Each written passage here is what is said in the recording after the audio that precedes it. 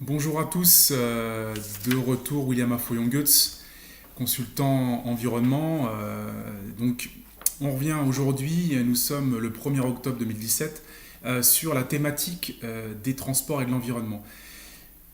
Vous verrez sur ma chaîne YouTube Science Environnement, si vous faites la recherche dans l'application YouTube, vous chercherez avec les mots science au pluriel environnement pour trouver ma chaîne. Et c'est une chaîne qui vise à sensibiliser de manière globale sur des thématiques qui sont presque évidentes et quotidiennes, mais auxquelles on ne songe souvent pas.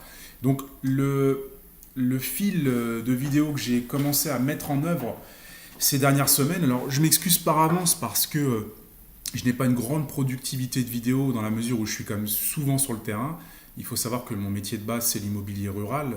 Je suis spécialisé sur l'estimation des biens ruraux de type vieux bâtiments, vieilles maisons, châteaux, longères, etc. Et également les espaces forestiers et les espaces hydrauliques comme les étangs. Et j'ai bien évidemment beaucoup de temps à passer sur le terrain. Donc je m'excuse par avance si le flux d'informations n'est pas aussi régulier que cela. Aujourd'hui, donc comme je l'avais dit auparavant, on va revenir sur la thématique des transports et de l'environnement. Alors, sachez que la méthode que je mets en œuvre, c'est une méthode qui est scientifique rationnelle, c'est simplement une méthode basée sur l'observation des faits. Dans cette observation des faits, nul n'est à l'abri de faire des erreurs. Je n'ai pas prétention de dire que je sais tout sur tout ou que j'ai une multitude d'expériences qui me permettent de circonscrire toutes les questions et toutes les sous-questions ou tous les sous-thèmes relatifs à une question en particulier. Simplement, ce qui est intéressant à l'heure de ce qu'on appelle le développement durable, c'est simplement de faire de l'observation, observer ce qui est sous nos yeux, observer ce qui est devant nous. Et ça, c'est relativement simple à faire. Il n'y a pas besoin d'avoir bac+8 ou bac+12 en environnement ou en aménagement du territoire pour faire des observations simples. Donc, je répète que la méthode scientifique que je mets en œuvre, c'est simplement une méthode d'observation, observation des faits, observation de ce qui est et de ce qui nous entoure. Dans ce cadre-là, j'aimerais vraiment faire passer ce message suivant. Il n'est pas question de s'opposer les uns aux autres. Je pense qu'on a souvent, notamment en matière d'environnement, mais pas seulement, été habitués, on a très souvent été habitués à être opposés les uns aux autres. Moi, je fais ce qu'il est de mon ressort, ce qui est en mon pouvoir pour rencontrer certains élus. Parfois, il y a des visions qui ne sont pas les mêmes, mais on a tout à gagner à comprendre qu'on est tous dans je dirais le même bateau, vulgairement parlant, que de croire que l'on est opposés les uns aux autres. Voilà, et c'est notamment ce que je mets en œuvre sur la thématique des transports et de l'environnement. À ce propos, je tiens à remercier monsieur le maire de Chambray-les-Tours, monsieur Gattard, qui m'a reçu il y a quelques semaines pour parler de la thématique des transports et de l'environnement. Je lui ai fait part de mes idées sur le projet de tramway à Tours, qui pour moi est une agglomération qui est trop petite pour avoir ce type d'équipement, à l'heure où on parle de la deuxième ligne. J'aimerais également remercier le personnel de Fil Bleu qui m'a permis de visiter le dépôt de bus à proximité de Bois-de-Plantes, à Saint-Pierre-des-Corps. J'ai également visité le centre de dépôt de tramway. Et donc, de manière générale, bien comprendre qu'on est vraiment dans une collectivité, donc il faut se rencontrer, il faut discuter, il faut échanger, il faut être dynamique. Et il ne faut pas essayer de diviser les groupes en sous-groupes. Non, non, on fait vraiment partie tous d'une même collectivité. La conférence que je lance, j'essaie de ne pas être trop long, mais je voulais vraiment resituer le cadre global de mon intervention. La conférence que je lance est une conférence dynamique sur les transports et l'environnement. Donc il y a différents supports. Là, j'ai pris quelques notes et je vais vous présenter justement un document que j'ai publié il y a peu de temps sur mon site internet. Le premier élément de support, de compréhension de ma conférence, c'est le support papier. Donc vous allez pouvoir retrouver sur mon site internet akeasilva.com, donc www.akeasilva.com, un certain nombre de documents.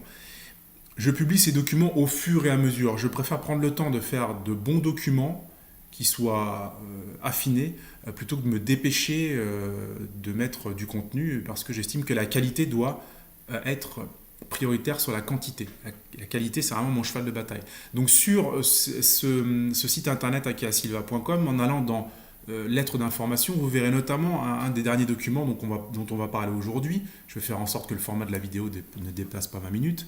Dont on va parler aujourd'hui et dans lequel il est question de l'insertion des modes de tramway ou de modes de système de transport collectif lourd dans des milieux urbains de petites envergures ou de moyennes envergures, etc. Bon, je parlerai de certaines définitions un peu plus tard au fil de la vidéo. Ici, vous allez pouvoir télécharger ce document-là. Donc, je vous conseille de télécharger au format... Alors, si c'est en A4, ce sera du paysage.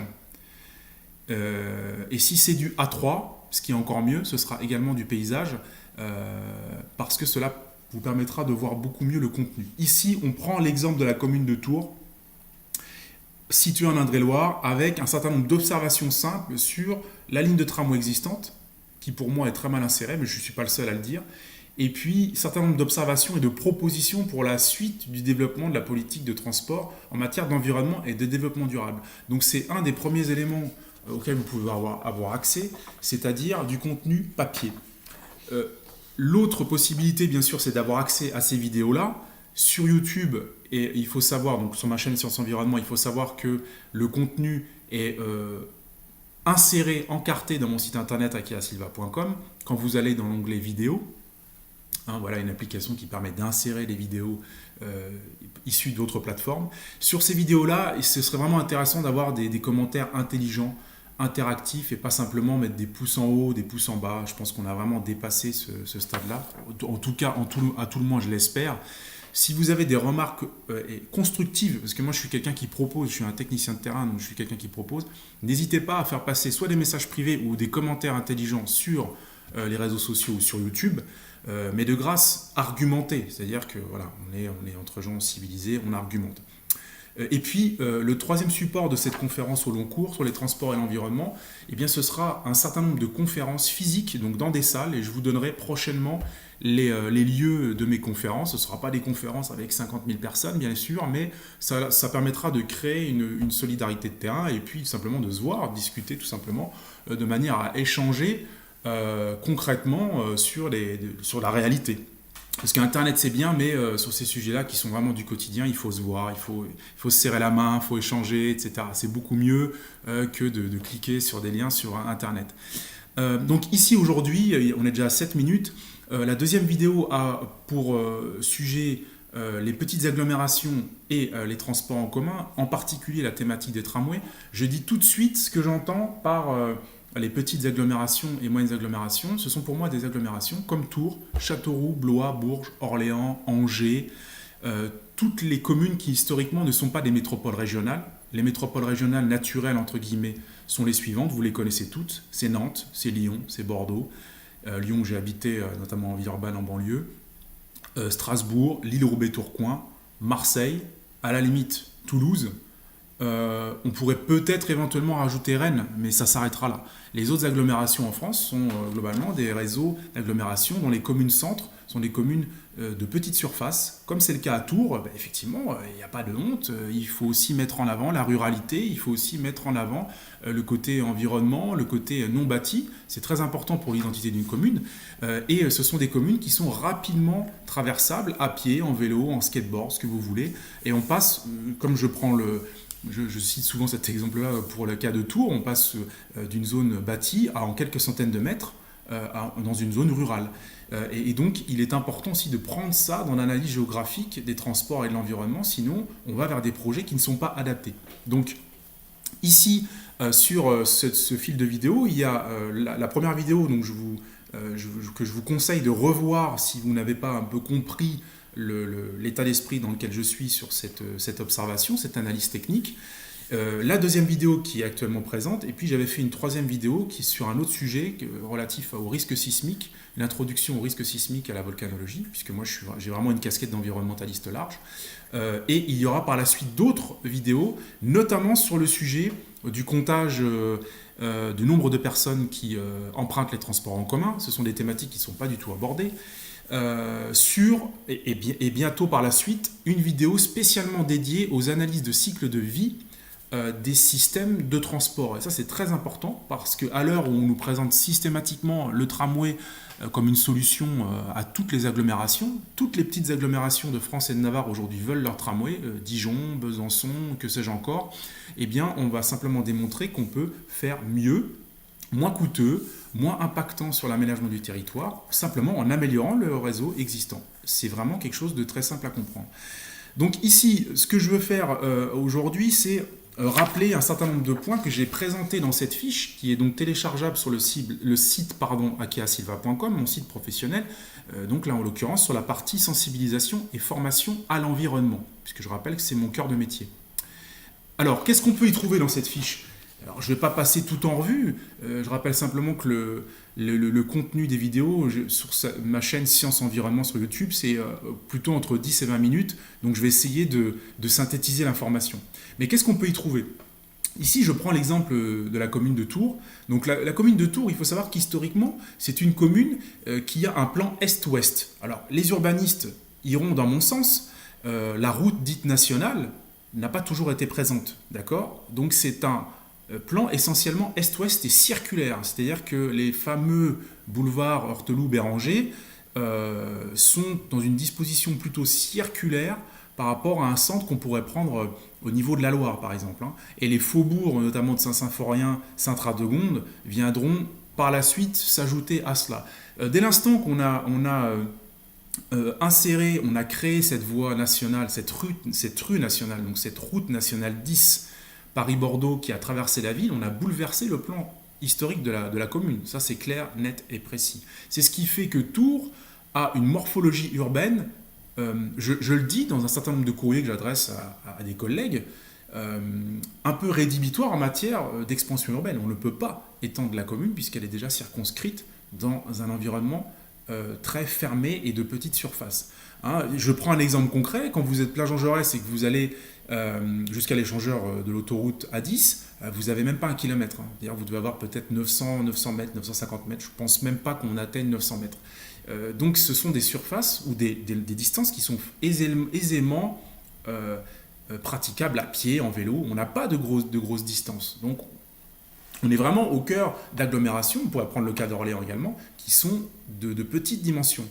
En sachant que les faubourgs sont essentiellement ruraux. Je prends souvent cet exemple-là, les communes de Joué-les-Tours, Chambray-les-Tours, je ne parlerai même pas de Rochecorbon, Saint-Cyr-sur-Loire, Berthenay, Saint-Genoux, etc., sont des communes rurales, voire exclusivement rurales. Simplement, pour le voir, il faut prendre un plan et regarder la ventilation de l'espace. Il y a une majorité d'espaces agricoles, une majorité d'espaces forestiers, une majorité d'espaces dits plus ou moins humides, ou en tous les cas qui ne sont pas occupés par du bâti, ou qui ne sont pas occupables par du bâti. Donc c'est ça qu'il faut avoir en tête quand on met en place un système de transport, c'est la densité et le nombre d'habitants au kilomètre carré. Ici, on est dans des zones dites urbaines qui sont de faible surface, comme en province en règle générale, Paris étant un cas à part, ou les métropoles régionales étant un cas à part, avec énormément de zones agricoles, de zones naturelles, etc. La preuve, je prends cet exemple sur cette fiche que vous pouvez télécharger, sur les problèmes de la ligne tramway de Tours, c'est qu'on a, et ça c'est choquant pour celui qui vient pour la première fois à Tours, on a une station de tramway qui s'appelle Pont-Volant et qui est quasiment dans une zone exclusivement agricole. Il y a les Deux Lions derrière, effectivement, mais on a la closerie de Chavigny qui est juste à côté, qui est une exploitation de vaches juste à proximité. On a du bâti rural traditionnel, on a très peu de bâtiments à proximité, donc cette station Pont-Volant, elle est systématiquement ou quasi systématiquement vide, c'est-à-dire qu'elle ne remplit pas son objectif. C'est pour ça que j'ai toujours dit que les bus à Tours étaient largement suffisants. Mais c'est le cas aussi à Orléans ou dans d'autres communes, y compris pour des communes un peu plus vastes et denses comme Angers. D'ailleurs, Angers a choisi un tramway d'une catégorie inférieure et je pense qu'ils ont eu ce flair, tout simplement parce que on ne peut pas insérer des modes de transport énormes dans des communes qui sont réduites. Mais en tous les cas, il faut déjà voir la densité qui est présente en termes d'habitants au kilomètre carré sur ces zones qui vont être desservies par ces modes de transport.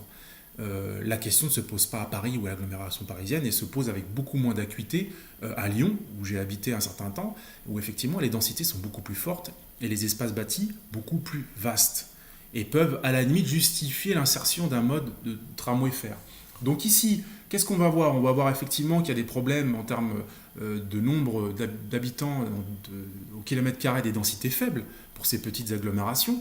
On va voir qu'il y a des problèmes de giration, c'est-à-dire que si vous prenez le cas à Tours du tramway Citadis 402, on a une giration au niveau de la rue Charles-Gilles. Ce passage, tout le monde le connaît pour ceux qui empruntent les transports à Tours, qui est excessivement dangereuse, puisque l'impossibilité d'avoir un rayon de courbure très fermé, on va dire, pour un tramway fer, ce qui n'est pas le cas pour les bus, parce que pour le bus, on peut plus facilement tourner, ce qui est logique, notamment un bus accordéon, un bus articulé, oblige le tramway à véritablement frôler un bâtiment dans l'angle de la rue Charles-Gilles. Et cette erreur est une erreur qui aurait dû suffire à annuler ce projet de tramway, parce qu'on pouvait faire aussi bien en termes de desserte avec des bus mono-articulés ou bi-articulés. Il existe aussi des bus bi-articulés, tout simplement. Et là, c'est la question de la sécurité qui doit je dirais, nous questionner. C'est le point essentiel dans un premier temps. Il faut avoir la place pour installer, je ne parle pas de métro, mais pour installer des tramways fer ou des tramways pneumatiques. Pour ceux qui ont l'habitude de l'agglomération lyonnaise, pour ceux qui sont sur le Dessines-Charpieu, donc à l'est de Villeurbanne, Mézieux, etc., le réseau de tramway c'est très étendu, mais vous pouvez voir qu'ici on est dans des espaces beaucoup plus vastes et beaucoup plus larges que les espaces présents disponibles dans des agglomérations comme Orléans ou Tours, ou même Angers. On est bien d'accord, on est vraiment dans un gabarit d'agglomération qui n'a rien à voir. Donc c'était déjà le premier point que je soulève. Ensuite, sur cette fiche, qu'est-ce que je mets en avant ? Il y a différents points sur d'abord la politique des transports d'un point de vue environnemental. Premièrement, une politique municipale en termes de transport et d'environnement, c'est une politique qui doit montrer l'exemple. On doit avoir des élus, et là j'invite les élus à être sur leur skateboard, leur patin à roulettes et leur vélo, mais on doit avoir des élus qui améliorent la visibilité des modes dits doux, DOUX. Donc les modes doux, c'est, comme vous le savez, tout ce qui n'est pas lourd, donc trottinette, vélo, skateboard, pourquoi pas vélo électrique, ou mode de transport électrique innovant, en tout cas qui ne prennent pas beaucoup de place et qui permettent une circulation apaisée. Dans un deuxième temps, viabiliser de véritables circuits piétons. Alors ça, je le redis, je l'ai dit dans ma première vidéo, mais je le redis là. C'est-à-dire qu'on a encore des secteurs, et ça d'ailleurs c'est valable pour toutes les communes de France, c'est pas simplement les communes dites plus ou moins urbaines. On a des secteurs où on a des trottoirs qui ne sont pas viables. On n'a pas des largeurs réglementaires suffisantes. Je vous renvoie aux documentations du CERTU, du Centre d'études sur les réseaux de transport et l'urbanisme. Je ferai un peu de bibliographie à la fin de cette vidéo.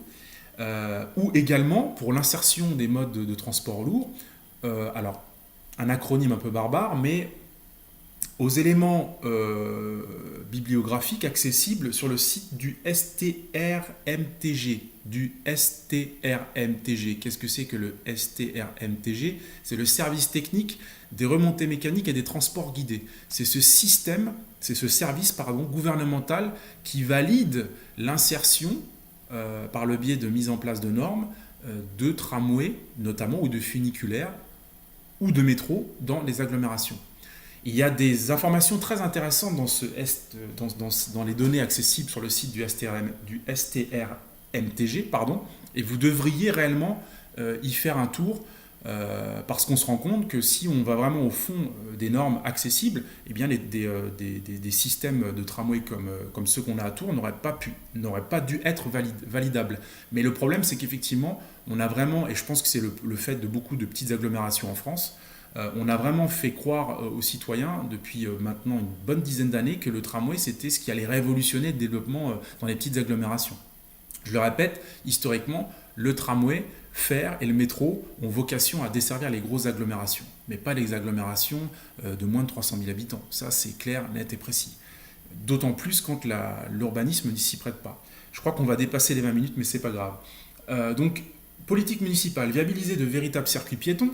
Dans un troisième point, on en reparlera dans une autre vidéo, développer les navettes locales gratuites. Et là, j'aimerais simplement faire un court focus sur la notion de gratuité. Aujourd'hui, on cherche à opposer la gratuité dans les petites agglomérations, encore une fois, de celle de la gratuité qui serait éventuellement réalisable dans les grandes agglomérations, en disant que, d'un point de vue financier, on ne pourrait le faire que dans les petites agglomérations. C'est faux puisque de très grandes agglomérations aujourd'hui dans le monde propose une gratuité plus ou moins développée en fonction des secteurs. C'est le cas de Chengdu, dans la province du Sichuan en Chine, d'une agglomération qui est au moins de la taille de Londres et qui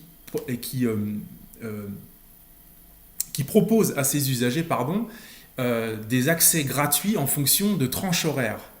D'accord. C'est le cas également de l'agglomération parisienne. Vous prenez une navette, la navette notamment, je pense que ça doit être un électrobus, un petit bus électrique, dont on a quelques exemplaires à Tours d'ailleurs. Je crois que c'est un Blue Bus, mais je ne vais pas dire de choses au hasard. À Longjumeau, donc banlieue sud de Paris pour ceux qui connaissent, la commune de Longjumeau propose des navettes gratuites pour se déplacer sur le territoire communal.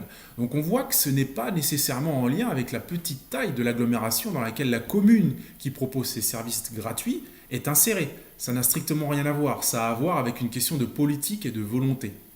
Ça, c'est vraiment important à comprendre. Je ne parlerai pas des journées de transport gratuits à Paris ou dans d'autres agglomérations, notamment pour des raisons de pollution. Donc il faut envisager la gratuité différemment. La gratuité peut être un boost ponctuellement quand on a un réseau qui n'est pas adapté. Et là, je pense qu'à Tours, la gratuité en fonction des lignes pourrait être très intéressante. Le réseau bus ne fonctionne pas au maximum de sa capacité. Donc à quoi bon mettre un tramway ? Ça n'a pas de sens d'un point de vue technique. Alors, après, vous verrez, je vais pas trop épiloguer, il y a intégrer systématiquement les meilleures pratiques. Donc ça veut dire qu'on va utiliser, en tant qu'expert, ingénieur, aménageur, on va utiliser le meilleur des retours d'expérience. Les retours d'expérience, c'est quoi ? C'est tout ce qu'on a pu collecter en termes d'expérience pratique, notamment dans le transport et dans l'environnement, pour dire, écoutez, ce projet-là, on va l'autoriser, celui-là, on ne va pas l'autoriser, par rapport à ces retours d'expérience, par rapport à ces REX. Bon, ensuite, je m'étale pas trop, créer des voies de bus simples en site propre, ça peut se faire. On pourrait très bien imaginer une voie de bus qui fasse, en longeant, simplement en empruntant la D140, qui fasse la ville aux Dames, la Riche, ça pourrait s'envisager.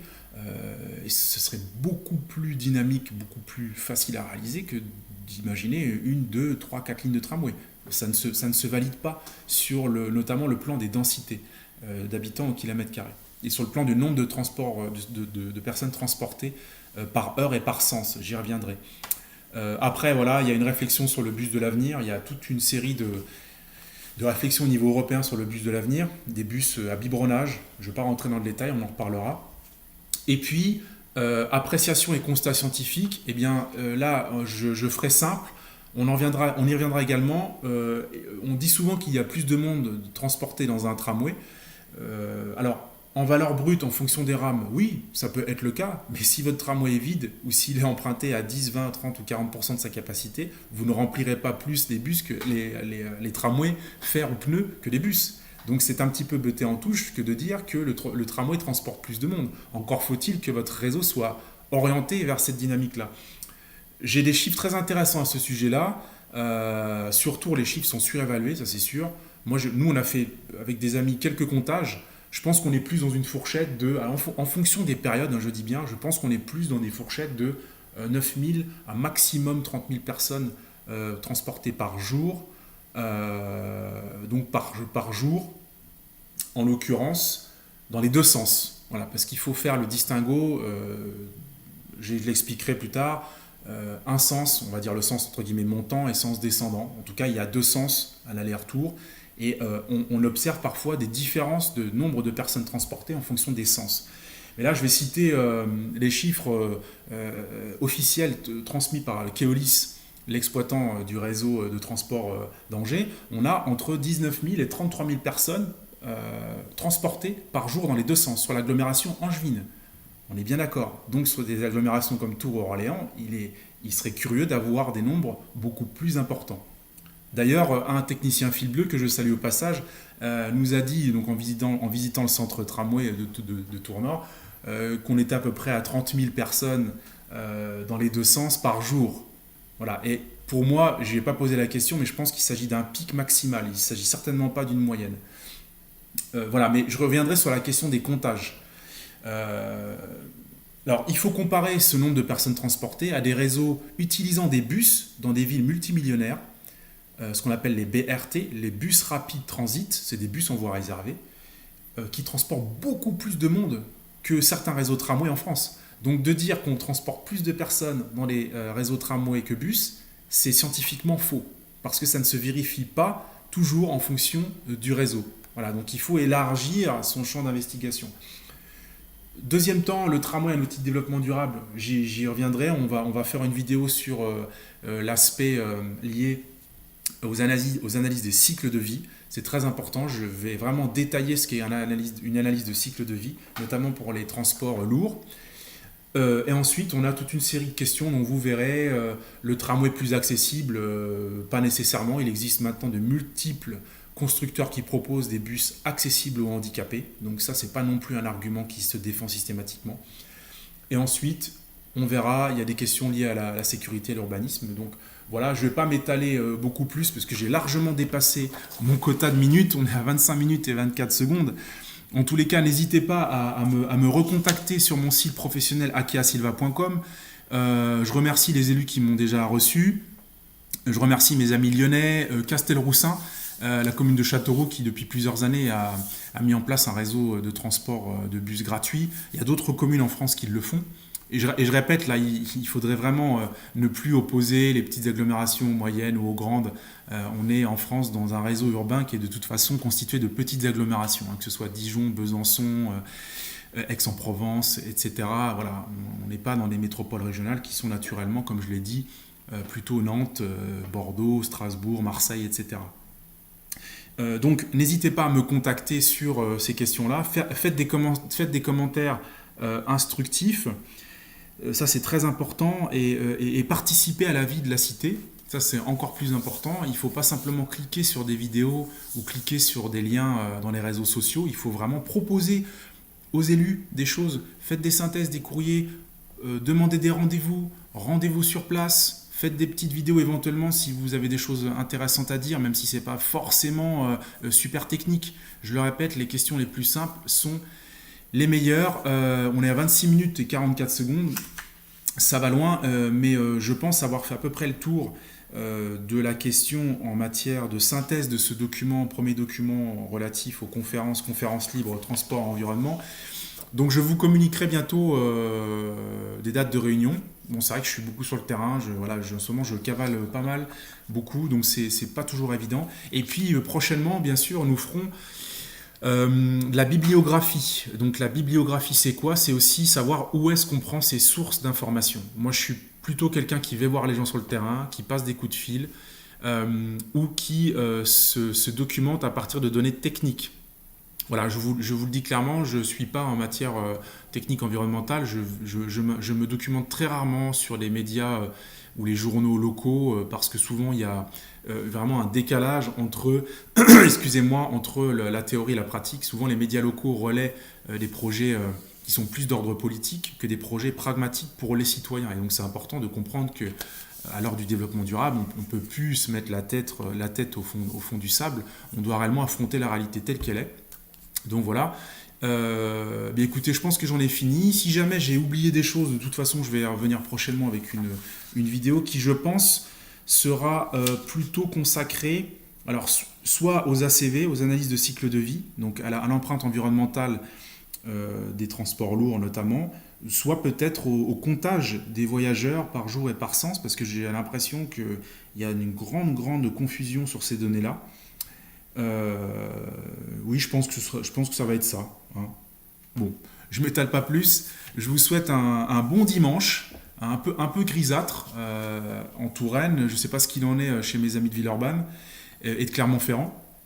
Mais en tous les cas, je vous dis à très bientôt. N'hésitez pas à me contacter via le site akeasilva.com ou dans les réseaux sociaux en cherchant Afoyon-Goetz, A2F ou YON, plus loin G-O-E-T-Z, ou Akea Silva.